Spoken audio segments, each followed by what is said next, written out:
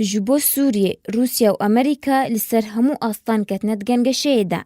شانده امریکی تایبت جبو سوریه جیمز جیفری راگهاند که ولایتین یکگرت ین امریکای بروسیای رد درباری سوریه لسر همو آستان گنگشه ده نه. لیهین نگشتنا توره کفتنان. جیفری لپیمانگه روجهلاتا ناوین لواشنطن گوت وان پیوندی لسر سوریه بروسیای را کریا و او بردوام ده پیوندی ده نه.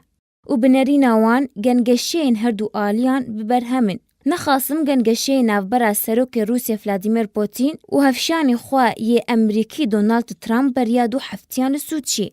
جیفری سربار کر کوتانها توره کفتین و نجی دانستاندن و نجی هرگلی توننه. و گوت بتنی او یک پیوندین ریخستن کرینه. هر لگور جیفری که موسکو و واشنطن لسروی یکیل هف کرینه. که دوی ململانیا سوریه برین سیاسی لگوری بریار انجمان اولکاریا ناف دولتی جمارا 22.54 وره چاره سر کرن. امریکا و روسیا دولاتین خودی باندور و کارا در روشال سوریه دنه. امریکا سرکشه هف پیمانی ناف دولتی لدیجی داعش دکا و هز نخواه لسوریه جی هنه.